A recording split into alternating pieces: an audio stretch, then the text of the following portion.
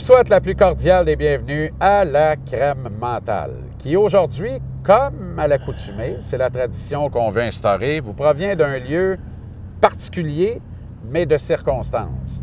Mais d'abord, l'invité, Guy Aymon. Comment ça va, Guy? Ça va bien, Jean-Charles. Merci de prendre la temps, je l'apprécie énormément. Ben, Est-ce que je me trompe si je dis qu'on est sur les ruines de Blue Bonnets? oui, oui, c'est définitivement. D'ailleurs, l'un des plus grands chevaux de tous les temps à Montréal qui avait marqué, je me rappelle, il est mort pas loin d'ici. Moi, j'étais ici ce soir-là, j'étais dans la press box en haut, un samedi soir, Golden Blend, avec le conducteur Claude Pelletier. Il a fait le 1000 sur la ligne. Puis c'était un des meilleurs 2 ans qu'on avait eu, puis 3 ans. Puis ce soir-là, il avait livré une lutte acharnée à la jument Blossom Time, je pense, à Marcel Desty. Puis après, dans le stretch, en tout cas, puis ça a fait un gros drame à l'époque, je me rappelle. Il y a le cheval qui est tombé mort. Puis le propriétaire, Larry DiBernardo, qui est mort aujourd'hui, il avait couru après Desty après la course pour le tuer. C'était grave.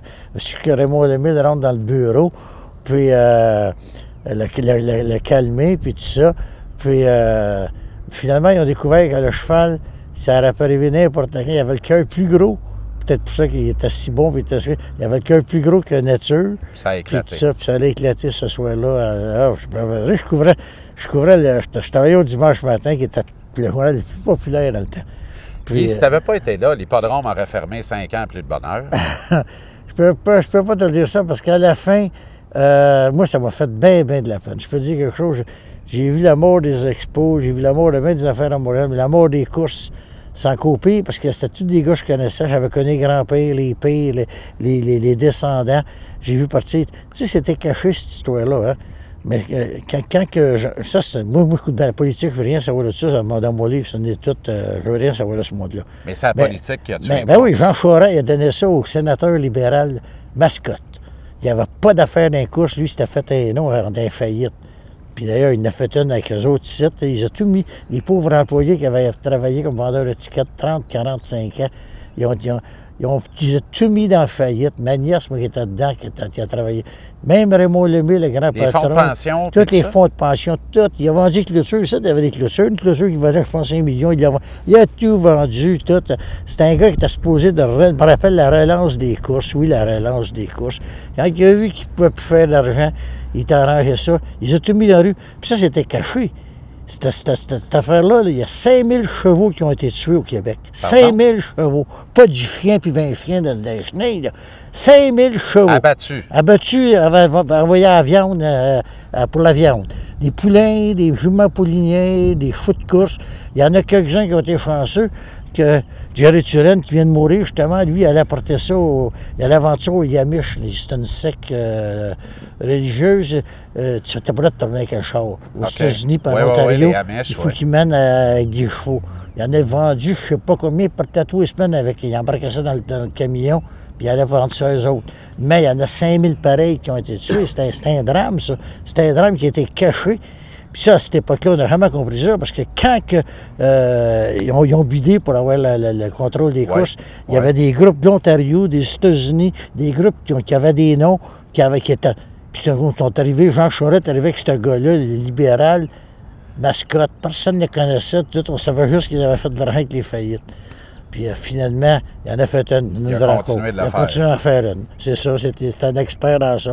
Là, on l'a à Repentigny avec des condos. Je ne sais pas ce qui va arriver, en tout cas. On va prier pour le monde qui va en acheter. Est-ce que les courses Blue Bonnets, c'est les courses de chevaux en général? Parce qu'à chaque fois qu'on jase un peu, tu as toujours une bonne anecdote de course de chevaux. Aux États-Unis, un soir où tu es parti avec la caisse puis tu t'es fait courir après dans le bois en auto. Mais ça, j'ai fait des belles passes. La plus belle passe de ma vie, ça a probablement été ici, en 80, 60 000. J'en ai fait des bonnes, mais les meilleurs chevaux au monde de courir ici. Montréal étant dans les courses, là, on était le 2e plus grand circuit. Il y avait le Richelieu, le Parc Richelieu, puis Montréal. Les meilleurs chevaux, les meilleurs conducteurs au monde venaient ici. Puis on était reconnu comme le 2e plus grand circuit en Amérique du Nord. Tout de suite après celui de New York, qui avait Yonkers et Roseville. Ah ouais? Oui, on battait Chicago, on battait toutes les autres places. Puis là, finalement, ça a parti tranquillement pour les États-Unis. On était mené par... Quand la minute la politique a tombé dans les courses, c'était le commencement de la fin. Si tu veux tuer quelque chose, donne ça à des politiciens. Les autres font de l'argent, mais pas le monde. Mais tu as fait de l'argent, mais tu en as aussi Ah, perdu. j'en ai perdu. Ah, je m'en cache pas, mais écoute bien, là, je ne regrette pas pour Mais ça. t'as bien vécu. J'ai vécu. Puis quand je faisais des passes, mes amis en profitaient. Moi, chez nous, c'était le party. Moi, j'avais un sol. Moi, c'était une légende dans Montréal. Les joueurs de hockey, les boxeurs, j'ai fêté les lutteurs. Maurice Mavachon venait coucher chez nous. J'ai fêté des Mello. J'ai fêté... les gars venaient tous à la maison. Serge Chavard, Guy Lapointe, Yvon Lambert. Nomme-les tous. C'était le party continuel chez nous, des joueurs de balle, les chevaliers au kiff. J'allais jouer des fois. Je recevais des clubs à Montréal, comme Hall ou bien Victoriaville. Puis après la partie, je recevais le club au complet chez moi. J'avais une bonne femme dans le temps, on était avec ma femme. Ma femme était bien consentante de tout ça. Puis on a eu du plaisir. C'était. Ah, je regrette rien de ça. Faut mourir pauvre, c'est certain, mais mourir pauvre quand tu pars, Mais tu pars. Heureux. Ah, je Mais regrette pas. Là, justement, là, ils m'ont demandé, ça fait longtemps qu'ils m'achètent pour écrire un livre sur ma vie. Puis justement, j'ai commencé hier. Hier, là, c'est sûr que je vais avoir un livre. Je vais le faire, là, j'ai embarqué dedans, puis je vais le taper moi-même, tout, parce qu'ils veulent avoir mon style qui m'a rendu à l'époque le plus populaire. J'étais le journaliste le plus lourd au Québec. C'est ça l'affaire. Mais ça a fait mal à Bertrand Raymond puis à Bonhomme Christo.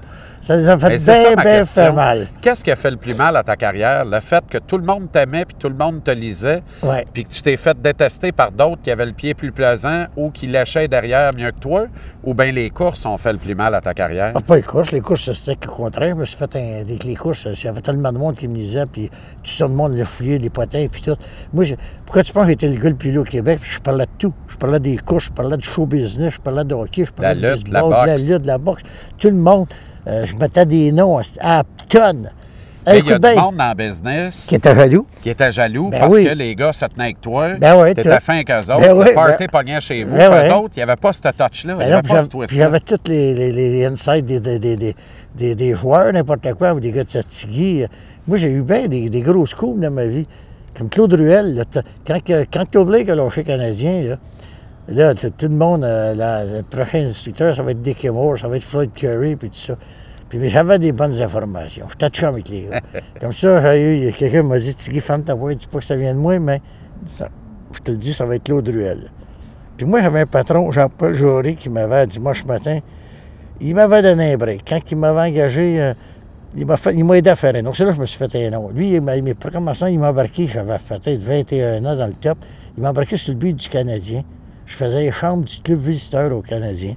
Ça allait être pas mal. Puis je travaillais, j'étais malade, j'avais juré à mon père sur l'île de mort que je ferais journaliste, il voulait que je choisisse ça. Tout. Bon, ça. Après ça, il m'a embarqué sur le Canadien junior.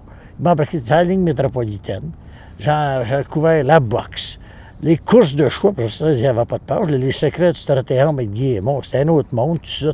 Puis j'avais deux autres pages. Le monde de Guy Aymon. Hey, je faisais 13 pages les fins de semaine. 13 pages. J'étais malade. J'étais fou. Je travaillais jour et nuit. C'est pour ça que ma chronique était nommée par Jean-Pierre Sanche quand j'étais arrivé au Journal de Montréal jour et nuit. Je travaillais comme un fou. Mais c'était ma vie. J'étais heureux. J'ai été exploité, c'est sûr, comme les joueurs du Canadien ont été exploités dans le temps, c'est-à-dire que dans le temps de Béliveau, Maurice, puis tout ça, on était exploités pareil, nous autres, les journalistes.